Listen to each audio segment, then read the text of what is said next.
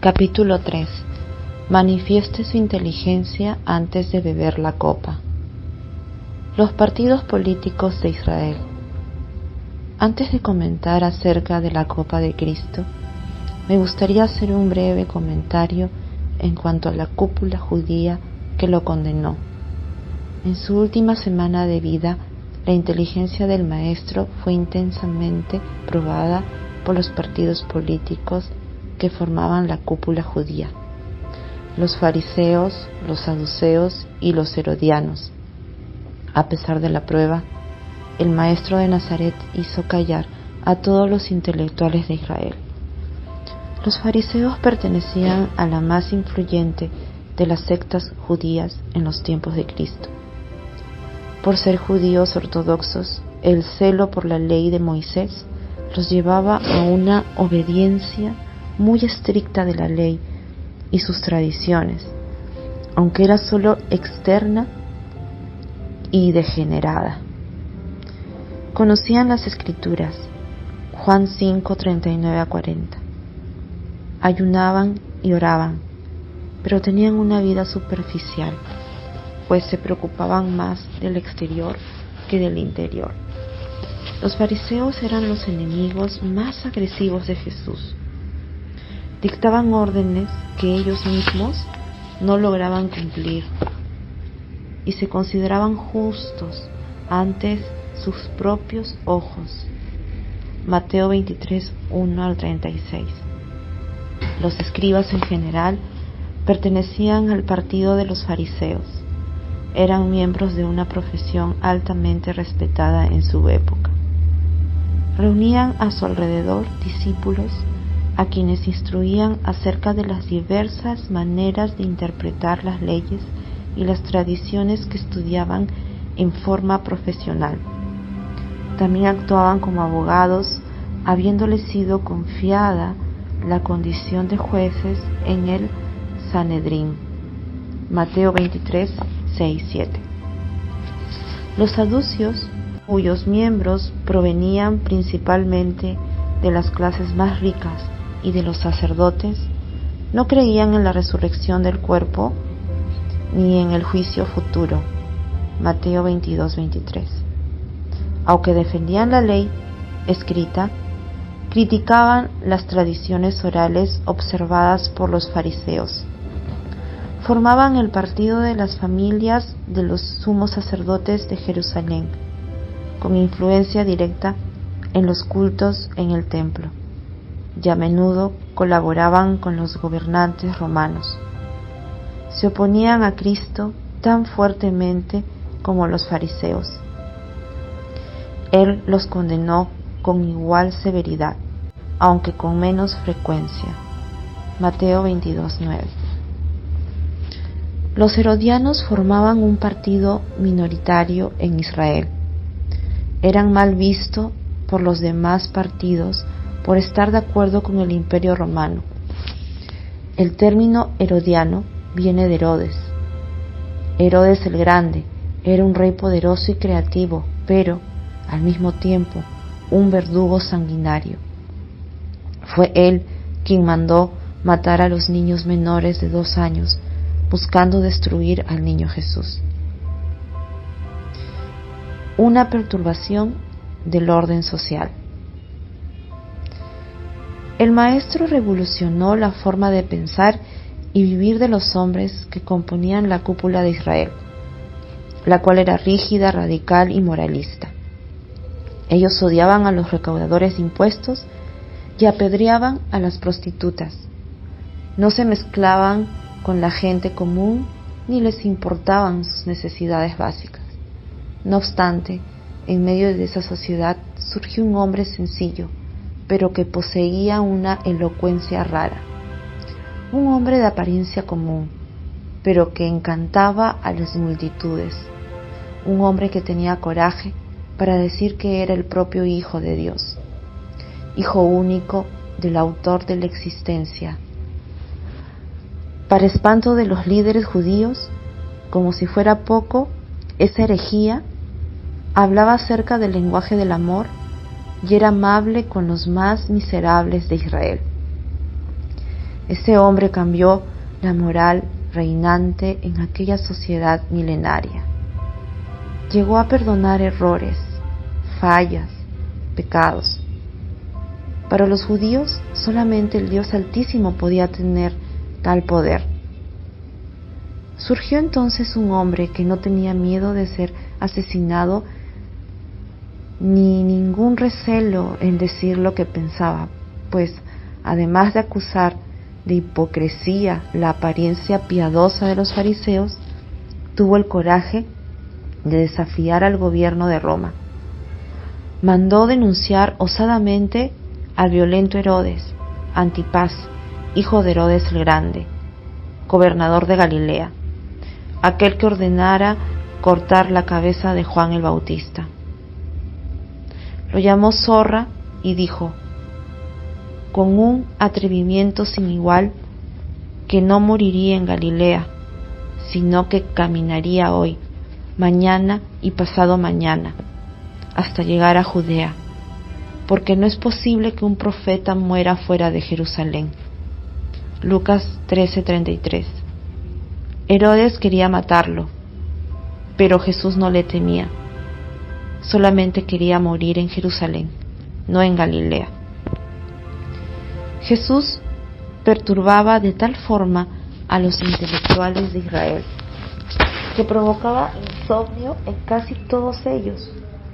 Sus pensamientos y su forma de ser eran contrarios a todos ellos. Solo Nicodemo, José de Arimatea y algunos otros fariseos fueron persuadidos por Jesús. La gran mayoría de la cúpula judía que componía el Sanedrín lo odiaba y quería matarlo de cualquier forma. Pero, ¿cómo matarlo si el pueblo lo amaba y estaba constantemente a su lado? Entonces comenzaron a probar su inteligencia para ver si se contradecía y se autodestruía con sus propias palabras. Probaron su capacidad de pensar, su integridad, su perspicacia, su conocimiento acerca de las escrituras antiguas, su relación con la nación de Israel y con la política romana. No podemos olvidar que la cultura de Israel siempre había sido una de las más brillantes y que aquella sociedad disponía de intelectuales altamente capacitados. Por lo tanto, para probarlo, prepararon preguntas que eran verdaderas trampas. Difícilmente alguien lograba escapar de esas trampas. Algunas preguntas simplemente no tenían respuestas. Sin embargo, aquel hombre, una vez más, los dejó confundidos. Algunos quedaron perplejos ante su inteligencia y sabiduría. Veamos un ejemplo. Hizo callar a los fariseos y los herodianos.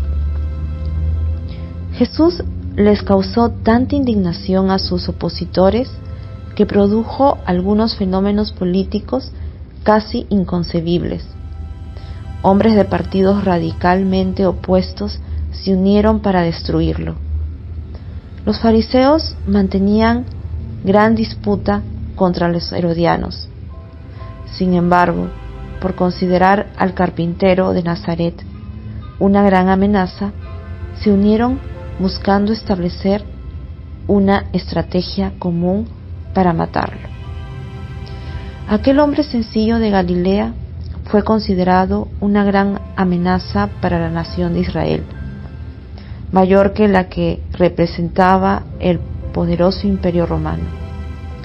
Los líderes de Israel temían que contaminara a la nación con sus ideas. De hecho, había razón para temerlo, pues sus ideas eran pegajosas. Sin necesidad de tomar armas, el maestro de Nazaret causó la revolución más grande de la historia de la humanidad. Los fariseos y los herodianos engendraron una excelente estrategia para destruirlo. Concibieron una pregunta cuya respuesta, cualquiera que fuera, lo destruiría, pues lo pondría en contra de Roma o en contra de la nación de Israel. Así que se le acercaron y comenzaron a adularlo. Tejieron elogios a su inteligencia y capacidad. Dijeron: Maestro, sabemos que eres amable de la verdad y que enseñas con verdad el camino de Dios y que no te cuidas de nadie porque no miras la apariencia de los hombres. Mateo 22:16. Después de esos largos y engañosos elogios, lanzaron el golpe mortal. Propusieron una cuestión prácticamente insoluble. ¿Es lícito dar tributo a César o no? Eso lo encontramos en Mateo 22:17. Cualquier respuesta lo comprometería, poniéndolo como traidor a la nación de Israel, o en confrontación directa con el Imperio Romano. Si defendía la libertad de Israel, respondiendo que no era lícito pagar impuestos a César, sus opositores lo entregarían a Pilatos para que fuera ejecutado, aunque también considerasen injusto dicho pago. Si afirmaba que era lícito pagar tributo a César, lo lanzarían contra el pueblo que lo amaba, pues el pueblo sufría hambre en ese tiempo y uno de los motivos era el yugo de Roma. No había solución, sino intimidarse y sujetarse. Sus palabras ciertamente cavarían la fosa de su tumba. En las sociedades democráticas, nadie es condenado por expresar sus pensamientos y convicciones, pero donde domina el autoritarismo, cualquiera puede ser condenado a muerte por las palabras que exprese. En la Rusia de Stalin, muchos fueron condenados por ciertas palabras o gestos. Entrar en desacuerdo con Moscú era firmar su propia sentencia de muerte. Miles de personas fueron matadas injustamente por Stalin, que se reveló como uno de los más grandes verdugos de la historia. Mandó matar a casi todos sus compañeros de la juventud. Había una verdadera política de terror en aquella sociedad. El autoritarismo aplasta la libertad de expresión. En la época de Cristo, la vida valía muy poco. Había esclavos por todas partes. Roma era la que tenía las leyes más justas entre los pueblos antiguos. Eso explica la influencia de esas leyes ejercieron en el derecho de las sociedades modernas. Sin embargo, la eficacia de la ley depende de la interpretación humana. Las leyes, aunque justas y democráticas, al ser manipuladas por personas autoritarias, se distorsionan o no se aplican. Nadie podía desafiar el régimen de Roma. Tiberio, el emperador romano, en esa época, había mandado matar a muchas personas que se le oponían. Pilatos, el gobernador de Judea, también era un hombre brutal. Cuestionar al imperio era firmar la sentencia de muerte. Los fariseos sabían de eso, pues muchos judíos habían sido asesinados por pequeñas insurrecciones. Debieron haber pensado entonces: ¿cómo Roma es un enemigo cruel? ¿Por qué no poner a Jesús en contra del gobierno? O tal vez, si no logramos ponerlo en contra de Roma, entonces con seguridad lo pondremos contra el pueblo. La pregunta que le hicieron fue amenazadora. La duda era inmensa. Cualquier persona temería contestarla. Cuando estamos sometidos a un momento de estrés, cerramos las ventanas de la inteligencia. Tenemos reacciones instintivas inmediatas, como la taquicardia, el aumento de la presión sanguínea y la respiración. Esas reacciones nos preparan para luchar o huir de los estímulos estresantes. De esta manera, cuando se somete a un estrés intenso, el cuerpo reacciona y la mente retrae. paralizamos nuestra capacidad de pensar y corremos el riesgo de morir. Si Cristo hubiera bloqueado su capacidad de pensar, estaría muerto. Él sabía que luego iba a morir, pero no quería hacerlo a esa hora, ni de cualquier forma. Quería morir crucificado, la forma más indigna y angustiante ya inventada. Pero, ¿cómo escapar a la difícil pregunta que los herodianos y fariseos le habían propuesto? ¿Cómo podría abrir la inteligencia de aquellos hombres sedientos de sangre? Una respuesta sorprendente.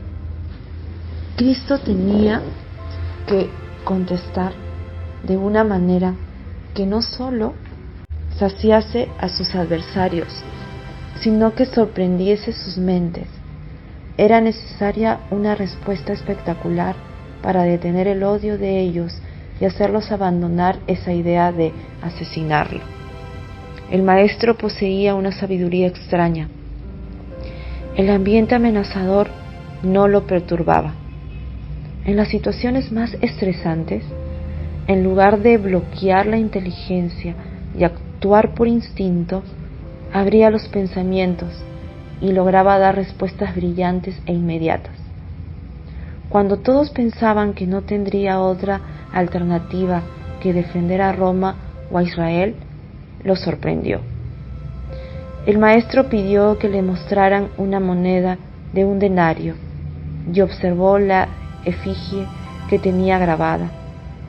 Allí estaba escrito: Tiberio César, Dios.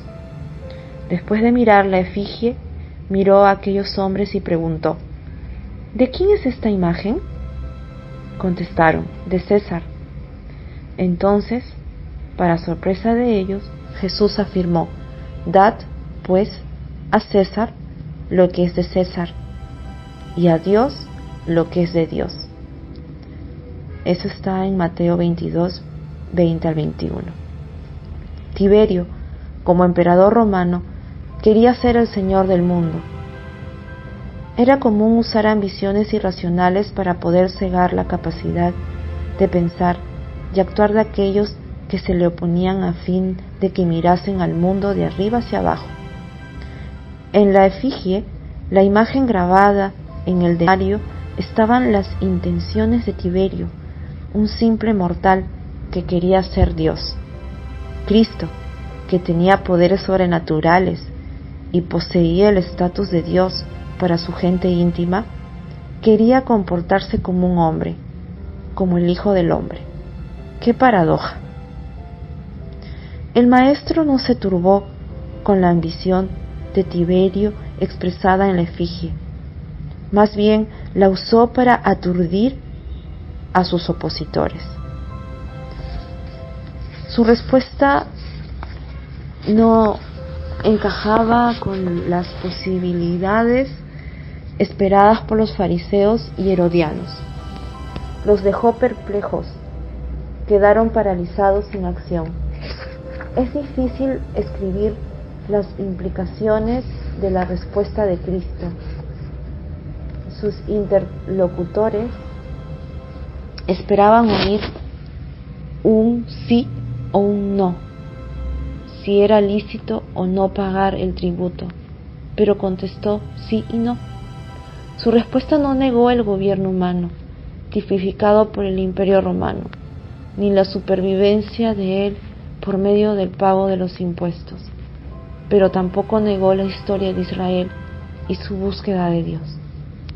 Dada al César lo que es de César, revela que Cristo admite que haya gobiernos humanos ejemplificados por César y financiados por los impuestos. Dada a Dios lo que es de Dios, revela que para Él hay otro gobierno, un misterioso, invisible y no limitado por el tiempo. Es el reino de Dios.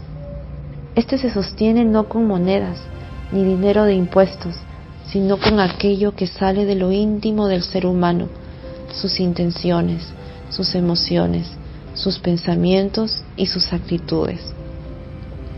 En las sociedades modernas, los ciudadanos financian la administración pública con sus impuestos y reciben a cambio beneficios sociales, educación, salud, seguridad, sistema jurídico y otros.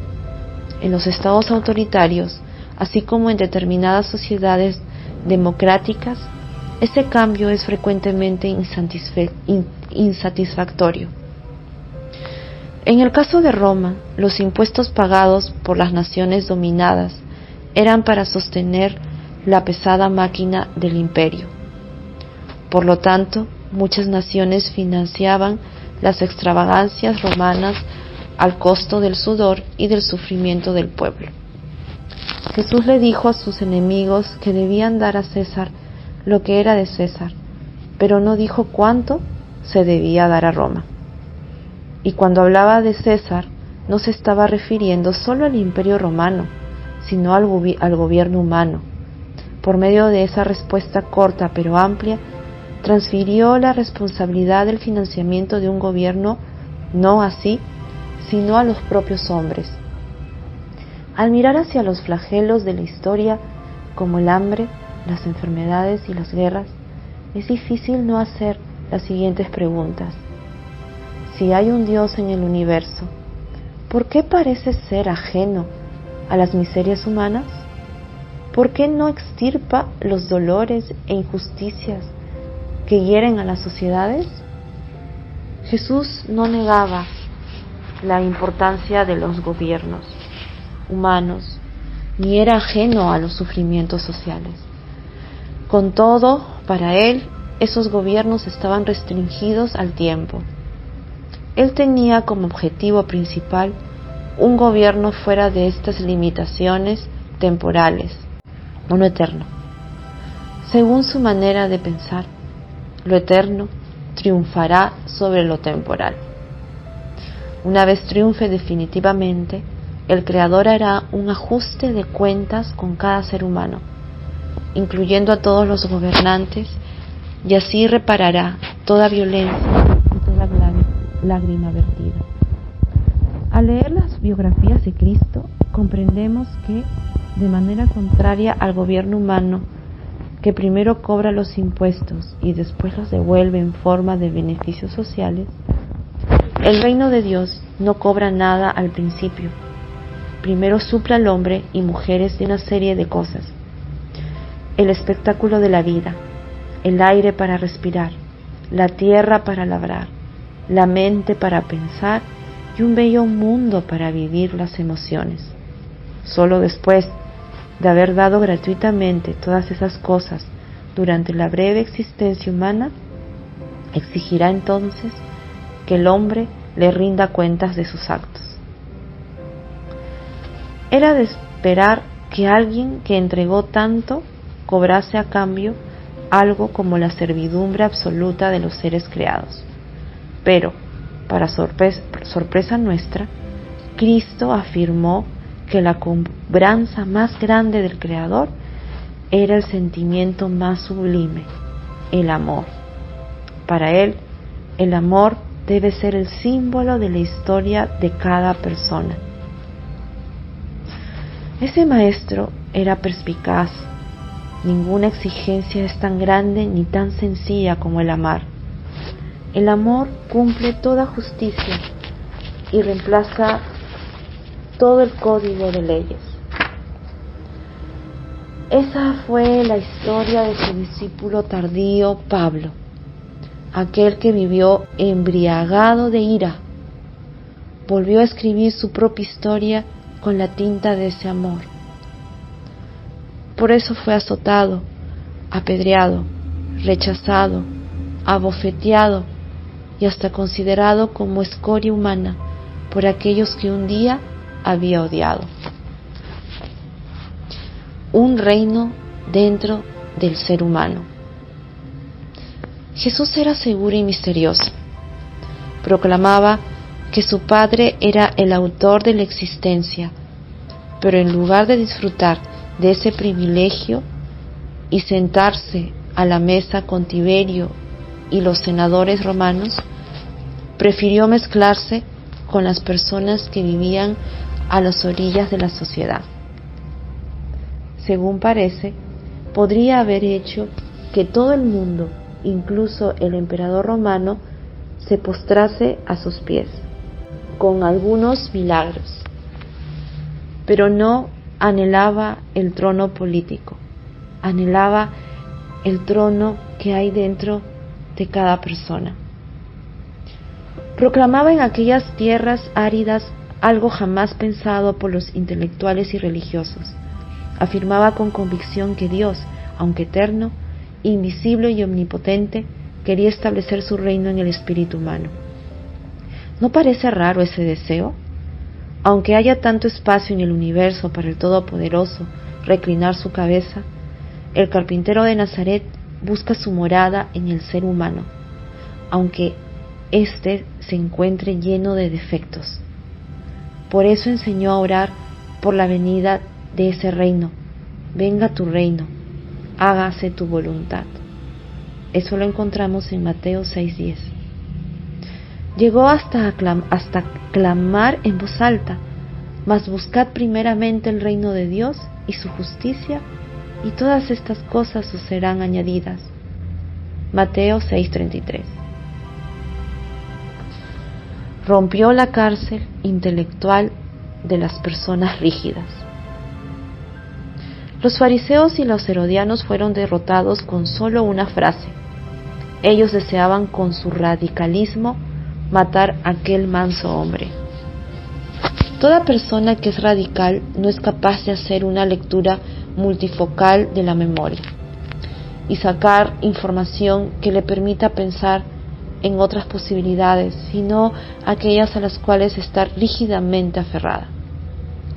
Jesús fue víctima del preconcepto de los líderes religiosos de Israel, que, encerrados en sus propias mentes, no alcanzaban a ver nada más que un agitador, un revolucionario o un nazareno digno de ser despreciado.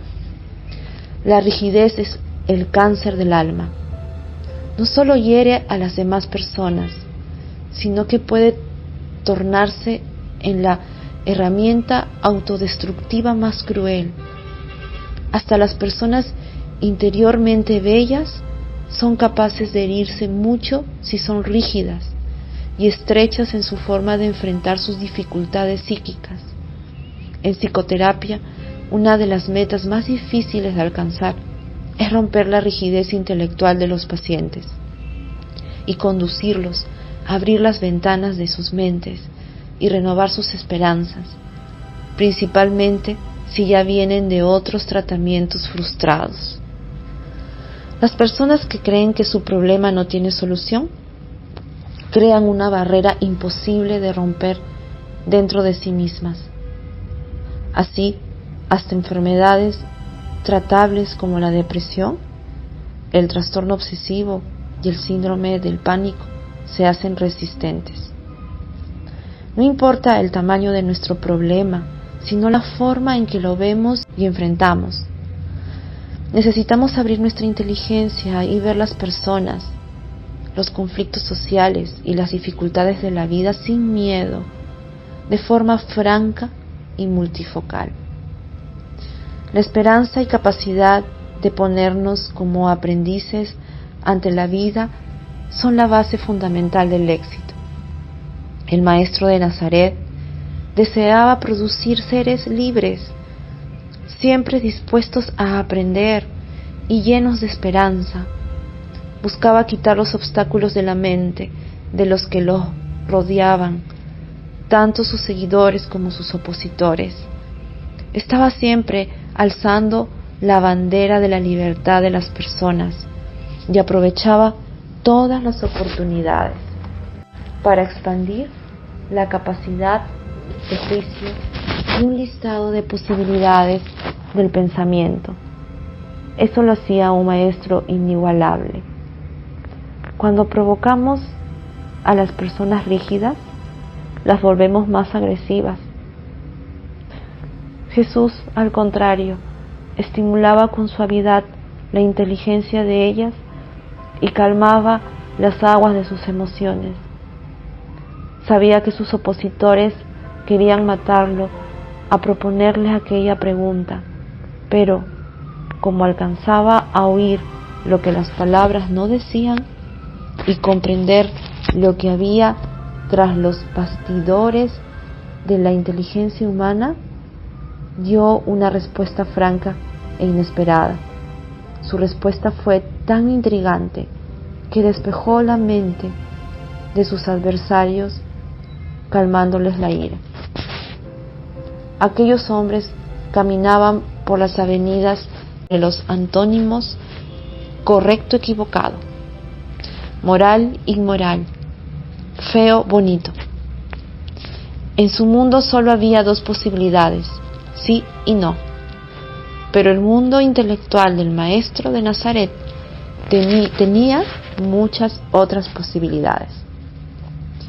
En las situaciones más estresantes, no se intimidaba ni se preocupaba por tener reacciones inmediatas. Pensaba antes de reaccionar y no actuaba antes de pensar. De hecho, se sumergía dentro de sí mismo y abría las ventanas de su mente para encontrar las respuestas más lúcidas a una determinada pregunta, una dificultad o una situación. De esa inmersión interior fluían sus pensamientos. Los fariseos y los herodianos, sorprendidos con su sabiduría, salieron de su presencia. Desafortunadamente, nosotros no logramos actuar con la sabiduría de Cristo. Gran parte de nuestros problemas ocurren porque reaccionamos antes de pensar. En las situaciones más estresantes, reaccionamos impulsivamente y no con inteligencia. Sentimos la obligación de dar respuestas inmediatas ante las dificultades que enfrentamos. Paralizamos nuestra capacidad de pensar a causa de la necesidad paranoica de producir respuestas socialmente adecuadas, pues tememos pasar por tontos o retraídos si no contestamos rápidamente y de acuerdo a las expectativas ajenas.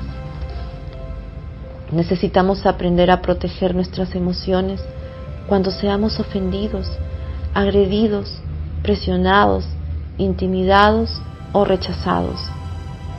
Si no, la emoción siempre matará a la razón.